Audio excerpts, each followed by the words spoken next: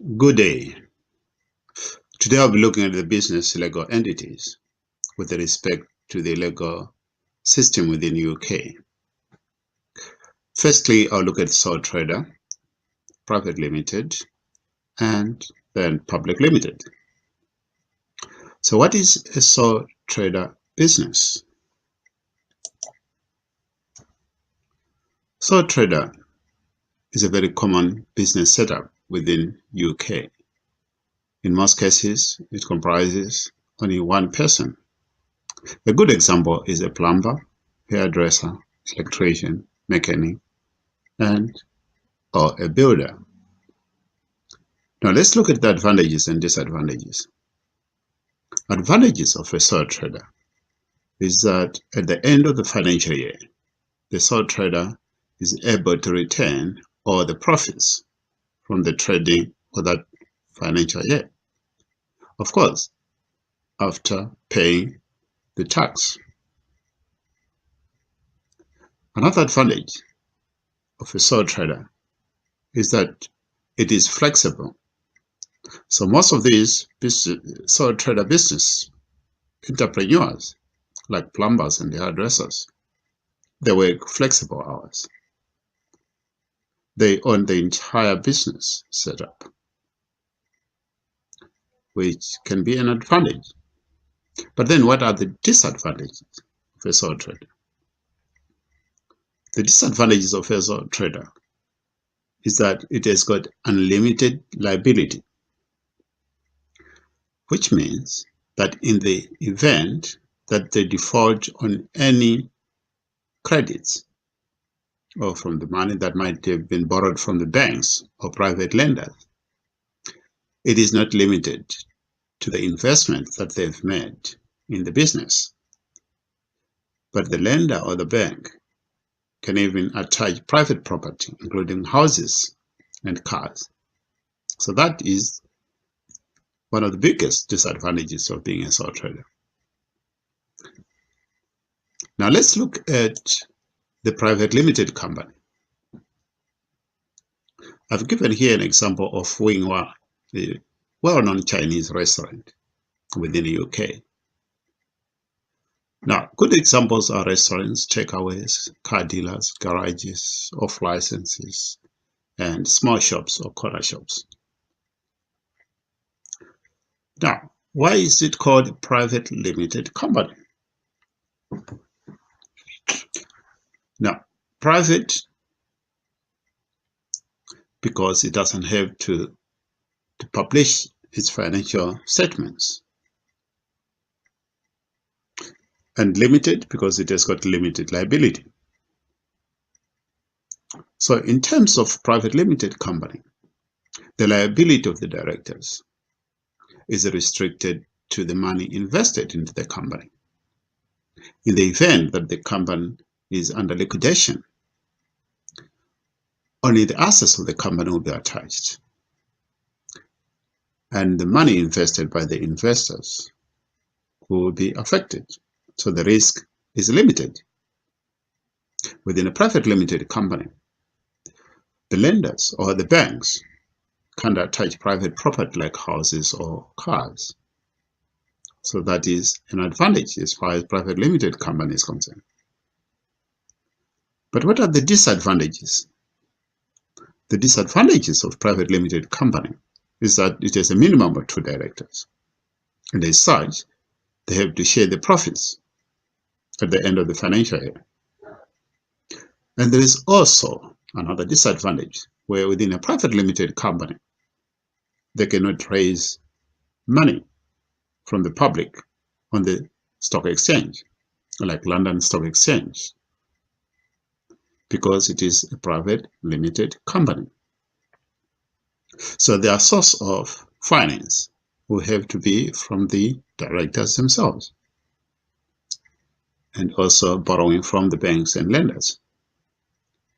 So that's again another disadvantage as far as private limited companies. To many companies, this is why they've remained small for a fairly long time, because access to bank loans is not competitive. banks tend to favor public limited companies because of the nature of financial accounting scrutiny. So yes, that is a setback and a disadvantage as far as the private limited companies is concerned. But again, there are some exceptions. Virgin Group is an exception. A well-known brand by Richard Branson is a multi-billion company. Yet for so many years, it has remained a private limited company. This is an exception rather than the norm. So yes, I've said private limited companies can be small companies. But here is an example of a limited company which is a group of companies.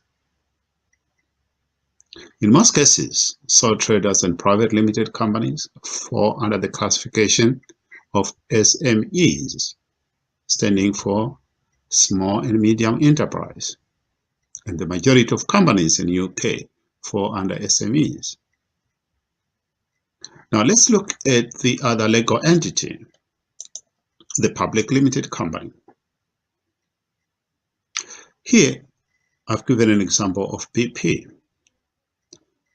which is in petroleum sector.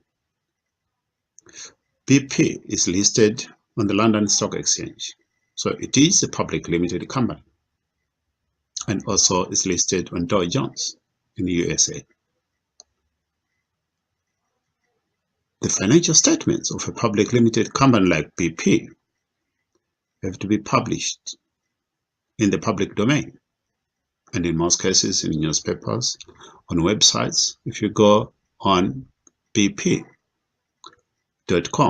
website, you'll find that there will be the cash flow statements, the income statement, statement of financial position, which by law they are obliged to publish every year or annually. It is also possible to access the market capitalization of public limited company, as you can see in this picture.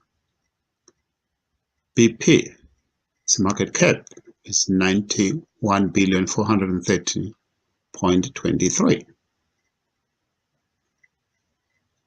The current share price as of 12 October 2016 is at 494.60 pence, which means a share on the London Stock Exchange for BP is selling at £4.95,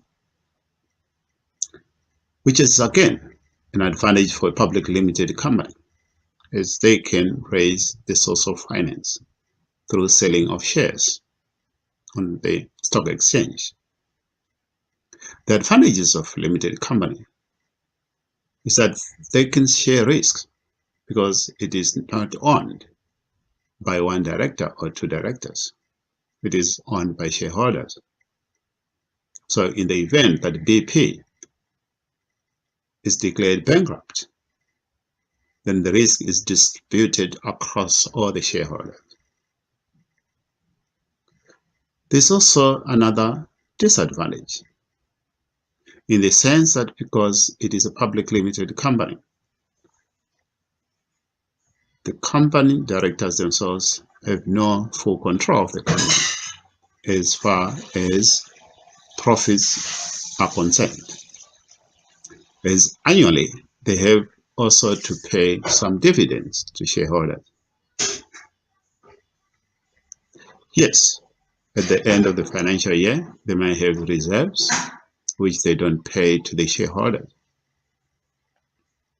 But the fact that they have to split the profits annually, it means that the cake is sliced, therefore reducing the amount of profits per each shareholder.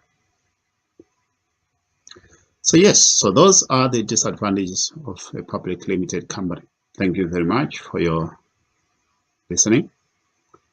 I'll leave you with a task to do. So what legal entity is this company? What do you think? Thank you for listening.